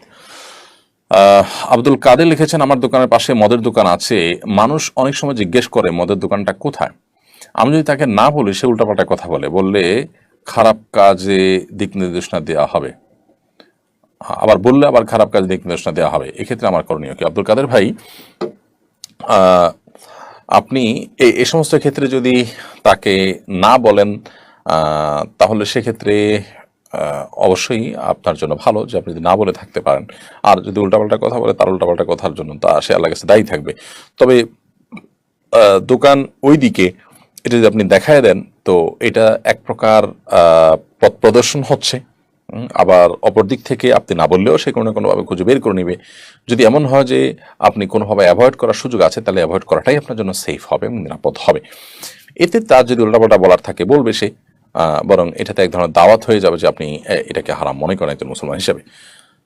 নোমায়ের আল মাহদি আপনি লিখেছেন, বিয়ে করতে দেরি হচ্ছে, বিয়ের আগ পর্যন্ত চরিত্র হেফাজত রাখার উপায় কি? বিয়ের আগ পর্যন্ত চরিত্র হেফাজত করার উপায় হলো মেয়েদের সাথে উঠা বসা, সংশ্লেষ, তাদের সাথে একান্ত আলাপচারিতা, এগুলো একান্ত প্রয়োজন হলে নির্জনতা অ্যাভয়েড করে, ফিতনার দুয়ারগুলো বন্ধ করে সেটি করা উচিত। আর তা না হলে চরিত্র হেফাজত করা কঠিন হয়ে যায়। এবং এরকম কোনো জায়গা না যাওয়া, যে জায়গায় গেলে চরিত্র হেফাজত করা কঠিন হবে, চোখের হেফাজত করা, এরকম বিষয় না দেখা, এরকম প্ল্যাটফর্মে না যাওয়া, যে প্ল্যাটফর্মে যে পরিবেশে গেলে নিজের চরিত্র হেফাজত করা কঠিন হয়, চোখের হেফাজত করা কঠিন হয়। আল্লাহ বলেছিলেন, তোমরা যেন কাছেও যেও না, কারণ এই অপরাধটি এমন যে কাছে গেলে মানুষ সেখানে পতিত হওয়ার আশঙ্কা তৈরি হয়। আর এমনিতে বিয়ে দ্রুত হওয়ার জন্য উদ্যোগী হওয়া দরকার, উপার্জন করা দরকার এবং যথাসম্ভব তাড়াতাড়ি বিয়ের ব্যবস্থা করা দরকার, যাতে করে চরিত্র হেফাজত হয়। চরিত্র হেফাজতের সবচেয়ে বড় মহৌষধ সেটি। শাইখুল ইসলাম লিখেছেন, রাতে নখ কাটলে নাকি ঘরে বরকত হয়, এটা কতটুকু সত্য? সম্পূর্ণ কুসংস্কারের জন্য কথা। রাত বা দিনে নখ কাটার মধ্যে কোনো পার্থক্য নেই। দিনেও নখ কাটা যেতে পারে, রাতেও নখ কাটা যেতে পারে, এটা কোনো নিষিদ্ধ কোনো বিষয় নয়। সুমায়া মজুমদার আপনি লিখেছেন, মাথা ব্যথা দূর করার জন্য কোনো দোয়া বা আমল আছে কিনা দয়া করে জানাবেন। মাথা ব্যথা নয়, শুধু শরীরে যে কোনো জায়গায় যদি ব্যথা হয়, আমরা ওষুধ সেবন যেমন করতে পারি, নবী সাল্লাল্লাহু আলাইহি ওয়াসাল্লাম বলেছেন, তাদাও, তোমরা যে কোনো রোগে আক্রান্ত হলে ওষুধ সেবন করো, নবী সাল্লাল্লাহু আলাইহি ওয়াসাল্লাম নির্দেশ করেছেন। অতএব ওষুধ সেবন করা, চিকিৎসা গ্রহণ করা এটি সুন্নাহ। পাশাপাশি আল্লাহ তাআলার কাছে দোয়া করবো একজন ইমানদার, কারণ ওষুধের যে সব ক্ষমতা আছে তা নয়। কত ওষুধ কাজ করে না, আবার কতজনের ওষুধ ছাড়া আল্লাহ তাআলা সুস্থ করে দেন। তো ইমানদার আল্লাহর অলৌকিক সাহায্য পাওয়ার আশায় তিনি আল্লাহ সুবহানাহু ওয়া তাআলার কাছে দোয়া করবেন ব্যথা দূরের জন্য। যে কোনো ব্যথা দূরের জন্য নবী সাল্লাল্লাহু আলাইহি ওয়াসাল্লাম সেখানে একটা দোয়া আছে, আউযু বিইজ্জাতিল্লাহি ওয়া কুদরাতিহি মিন শাররি মা আজিদু ওয়া হাযির। আবার বলছি, যেখানে ব্যথা হয় সেই জায়গাটা ধরে, মাথা হলে মাথা, যে জায়গায় হোক সেখানে ধরে এই দোয়া পড়া, আউযু বিইজ্জাতিল্লাহি ওয়া কুদরাতিহি মিন শাররি মা আজিদু ওয়া হাযির। 7 বার এই দোয়াটা আমরা পাঠ করব। যে কোনো জায়গায় ব্যথা হবে সেই জায়গাটা ধরে, ইনশাআল্লাহ তাআলা ব্যথা দূর করবেন। দাবিদ লি এই আইডি থেকে আপনি লিখেছেন, ওয়াশিং মেশিনে নাপাক জামা কাপড় ধোয়ার বিধান কি? ওয়াশিং মেশিনে যদি একদিক থেকে পানি আসে আর একদিক থেকে যায়, পানি আসার পর সেটা জমে এবং ফ্যান এর মাধ্যমে সেটি ঘুরে জামা কাপড়, এরপরে যথেষ্ট সেটাকে একদম শুকিয়ে ফেলা হয় চিবিয়ে, আর পানিগুলো চলে যায়। তো বিসমিল্লাহ বলে আপনি সুইচ দিয়েছেন, এভাবে একবার ধোয়া হয়ে গেলো, 2 বার ধোয়া হয়ে গেলো, 3 বার ধোয়া হয়ে গেলো, যদি হয় তাহলে সেক্ষেত্রে কাপড় পাক হয়ে যাবে, কোনো অসুবিধা নেই। আরিফুল ইসলাম আপনি লিখেছেন, আমাদের দেশের কিছু এলাকা শ্বশুর বাড়ি থেকে জামাই বাড়িতে কোরবানির পশু, এটার উত্তর দিয়েছি। আপনি ফয়সাল হাসান লিখেছেন, কোনো মুসলমান কি কোনো অমুসলিমের রক্ত শরীরে গ্রহণ করতে পারে? এবার শরীরে কোনো নিষেধাজ্ঞা আছে কিনা? কোনো মুসলিম যদি কোনো অমুসলিমের রক্ত শরীরকে গ্রহণ করেন, সেটি নাপাক হয়ে যাবে না বা কোনো গুনাহ হয়ে যাবে না, সেই দৃষ্টিকোণ থেকে এবার কোনো নিষেধাজ্ঞা নেই। মোহাম্মদ হোসেন আপনি লিখেছেন, আলোচিত ছাগল কাণ্ডে ধৃত সরকারি কর্মকর্তার মেয়ে বলছে তার বাবাকে সে দেখে ছাড়বে, তার বাবাকে সে ছাড়বে না, অথচ সেও তার বাবার অন্যায় উপার্জনের সুফল ভোগী। সন্তান কি বাবা সম্পর্কে এমনটা বলতে পারে? এবার শরীয়ত কি বলে? দেখুন, বাবা কিংবা মা বা বড় ভাই বা পরিবারের কোনো সদস্য অন্যায় করলে আপনি সে অন্যায়কে অন্যায় বলবেন, এটুকু তো ঠিক আছে। বাবা অন্যায় করেছেন দেখে সেটাকে আমি ন্যায় বলবো, তা তো হতে পারে না, এটা তো ঠিক আছে, এতটুকু চলে। বাট যদি বাবার অন্যায়ের সুবিধাভোগী আপনি নিজেও হন, তাহলে সেক্ষেত্রে আপনি বাবা বিপদে পড়েছেন বা ধরা খেয়েছেন, কিংবা যে কোনো, আমরা জেনারেল যে কোনো ব্যক্তির জন্যই বলছি, যে এরকম কোনো পরিস্থিতি তৈরি হয়েছে যে বাবা বিব্রত করা একটা পরিস্থিতি আছেন, এই সুবাদে আপনি, আপনারও মান সম্মান গেছে সেই অজুহাত তুলে আপনি তাকে দেখে ছাড়বেন বলছেন, সেটা অবশ্যই গ্রহণযোগ্য নয়। মূলত এ ধরনের বিষয়গুলো আমাদের সমাজের বাস্তব রূপকে বারবার আমাদের সামনে ফুটিয়ে তোলে। কোরআন আল্লাহ তাআলা বলেছেন, ইয়াউমা ইয়াফিরুল মারউ মিন আখিহি ওয়া উম্মিহি ওয়া আবিহি ওয়া সাহিবাতিহি ওয়া বানি। মানুষ সেদিন মা বাবা সন্তান স্বামী স্ত্রী পরস্পর থেকে কিয়ামতের দিন পলায়ন করার চেষ্টা করবে। কারণ এই প্রিয়জনরা কেউ দেখে যদি নেকামল চেয়ে বসে, কেউ যদি কোনো পাপের দায় নিতে বলে, এজন্য একে অন্যকে দেখে আত্মগোপন করবে এবং লুকিয়ে ছাপিয়ে পালিয়ে বেড়ানোর চেষ্টা করবে। তো এই ধরনের পরিস্থিতি কিয়ামতের দিন হবে। অথচ দুনিয়াতে আমরা দেখতে পাই যে মানুষ যে সন্তান সন্ততির জন্য, পরিবারের জন্য অন্যায়ভাবে উপার্জন করেন, হারাম উপার্জন করেন, একটা পর্যায়ে সেই সন্তান সন্ততি তার সেই পাপের দায় নিতে চান না। কিয়ামতের ময়দানে কোত্থেকে নেবেন? দুনিয়াতেই অনেকে সেটিকে অস্বীকার করেন। অতএব সন্তানকে সততার সাথে মানুষ করার চ্যালেঞ্জটাতে আমাদের ফোকাস করা উচিত এবং সেটাতে আমাদের অগ্রসর হওয়া উচিত, চ্যালেঞ্জ ওভারকাম করা উচিত, যাতে আমাদের সন্তানকে আমরা সততার সাথে মানুষ করতে পারি। তাদেরকে মানুষ মুত্তাকি আল্লাহ ভীরু যদি আমরা করতে পারি, এই সন্তান কোনোদিন বাবা মাকে এই ধরনের কথা বলবে না। বরং বাবা মার কোনো অন্যায় হয়ে থাকলে তাদেরকে সংশোধনী যেমন দেওয়ার চেষ্টা করবে, তাদের অন্যায়কে অন্যায় যেমন বলবে, ঠিক তেমনিভাবে বাবা মার প্রতি ন্যূনতম যে সন্তান হিসাবে তার দায়িত্বশীলতা আছে, ভদ্রতা প্রদর্শন করার কথা আছে, এটা তা পালন করবে। সন্তান যদি দিনদার হয়, ধর্মভীরু হয়, আল্লাহ ভীরু হয়, সে কখনো বাবা মাকে কষ্ট দিতে পারে না, দেয় না। অতএব সন্তানকে ধার্মিকতা শিক্ষা না দিলে, দিনদারিতার শিক্ষা না দিলে, সে সন্তান বাবা মার সাথে অনেক অন্যায় আচরণ করতে পারে, যেটা অহরহ আমাদের সমাজে হচ্ছে। বিশেষ করে যারা সন্তানদের ছোটবেলা থেকে তাদের জন্য পাগল পড়া হয়ে যাচ্ছেন, দুর্নীতি করে, চুরি করে, সুদ ঘুষ নানাভাবে অবৈধ উপার্জন করে সম্পদের পাহাড়ে গড়ে তুলছেন, কি জন্য? সন্তানের ভবিষ্যৎ দিকে তাকিয়ে। দুঃখিত, এই ধরনের ঘটনা সে সমস্ত মানুষের জন্য চোখে আঙ্গুল দিয়ে শিক্ষা দিয়ে দেয় যে কর্মস্থলে সন্তান বা পরিবারের কোনো সদস্য বা কারোর জন্যই অন্যায় কাজ করা উচিত নয়। আল্লাহ তাআলা আমাদেরকে বোঝা এবং শিক্ষা গ্রহণ করার তৌফিক দান করুন।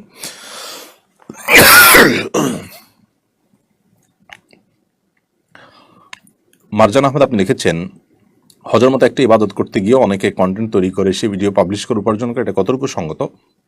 অবশ্যই হজের মতো ইবাদতকে উপার্জনের মাধ্যম বানানো এবং সেখানে গিয়ে আপনার আত্মপ্রচারণা লিপ্ত হওয়া, এটা নিন্দনীয় কাজ, অনুচিত কাজ, মোটেও এটা উচিত নয়। নাজমুল ইসলাম, আপনি লিখেছেন, আমি উপকূলীয় এলাকার মানুষ, রাসেলস ভাইপার নামক সাপ নিয়ে আতঙ্কে আছি। সাপ থেকে বাঁচার একটি দোয়ার কথা শুনি, এটা কি সঠিক? ভাই নাজমুল ইসলাম, সুনান আবু দাউদ, নাসাই এবং আহমদে বিশুদ্ধ সূত্রে বর্ণিত হয়েছে নবী সাল্লাল্লাহু আলাইহি ওয়াসাল্লাম থেকে যে তিনি একটা দোয়ার শিক্ষা দিয়েছেন, যে দোয়ার মধ্যে বিভিন্ন ক্ষয়ক্ষতি থেকে আল্লাহ তাআলার কাছে আশ্রয় প্রার্থনা শিক্ষা দেওয়া হয়েছে এবং সেই দোয়াতে সাপে কাটার মাধ্যমে কারোর মৃত্যু যেন না হয় সেজন্য আল্লাহর কাছে আশ্রয় প্রার্থনা করা হয়েছে। দোয়াটা সঠিক। দোয়াটা হলো, আল্লাহুম্মা ইন্নী আউযু বিকা মিনাল হাদমি ওয়া আউযু বিকা মিনাত তারাদ্দি ওয়া আউযু বিকা মিনাল গারাকি ওয়াল হারাকি ওয়া আউযু বিকা মিন আন আমুতা লাদীগা। যার অর্থ হলো, হে আল্লাহ, আমি কোনো ওয়াল চাপায় অথবা উপর থেকে পড়ে গিয়ে মৃত্যু, ওয়াল চাপায় মৃত্যু, কিংবা পানিতে ডুবে মৃত্যু, কিংবা কোনো আগুনে পুড়ে মৃত্যু, কিংবা কোনো সাপে কাটায় মৃত্যুবরণ থেকে আমি আপনার কাছে পানাহ চাই। অতএব এই মর্মে দোয়া করাটা বিশুদ্ধ হাদিস দ্বারা প্রমাণিত।